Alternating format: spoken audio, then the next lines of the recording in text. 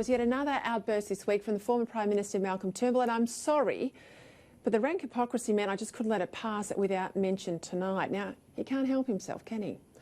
In his latest foray into the headlines, this time via UK radio, Turnbull has worked himself into a lather of righteous indignation over what he calls climate denial and over Morrison's supposed failure, says Turnbull, to act on climate change. I mean, seriously.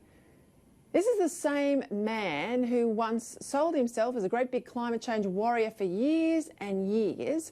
Then once he grabbed the top job, was happy enough to stick with his predecessor's target. Indeed, so happy was he with Abbott's target that Turnbull, well, he took it personally to Paris and he signed the paperwork off with Abbott's target. This is also the same Malcolm Turnbull who proposed the National Energy Guarantee, he called it, which was a complex policy that would have put reducing emissions ahead of affordable and reliable power. But as soon as he thought his own job was at risk, well, he dropped this very important National Energy Guarantee as quick as he could. I'm not going to let history get rewritten here.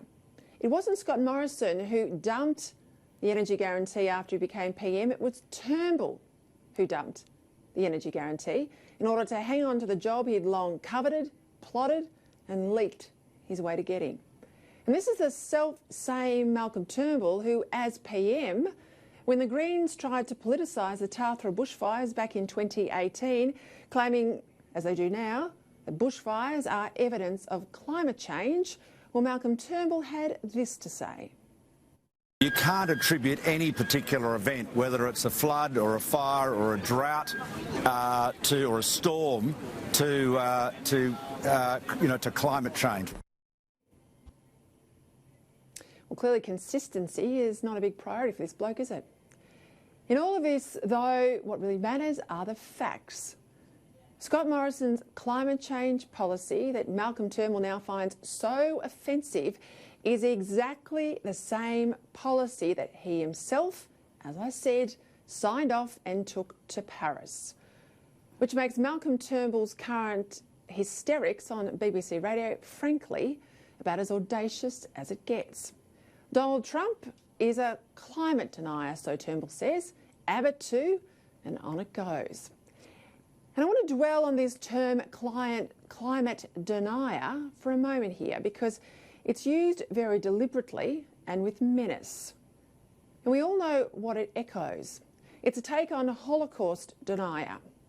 The Holocaust, that wanton murder of 6 million Jews by the Nazis, and the term Holocaust denier is used against people who, despite the evidence, refuse to acknowledge what I and many around the world would regard the Holocaust as the most abominable crime in history. By linking views about climate change to a denial about this atrocious reality, the reality of what happened to the Jews under the Nazis, Turnbull and everyone else who dabbles in denial talk equates an argument over policy with a question of morality. It's quite deliberate, of course. Turnbull wants to morally disqualify anyone who disagrees with him.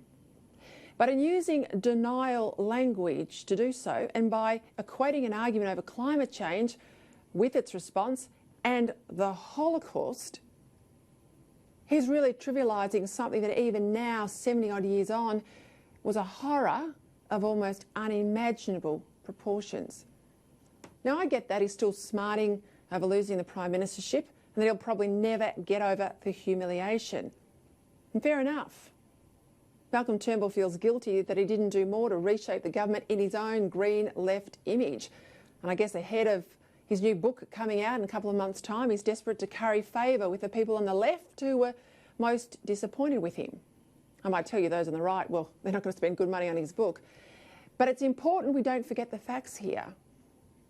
And that's never, ever let people make cheap political points with something like the Holocaust. It's unworthy. Be bitter and twisted, Malcolm, if that's where you're still at, but please don't ever equate the Holocaust with anything other than the tragic loss of Jewish lives. Even you're better than that.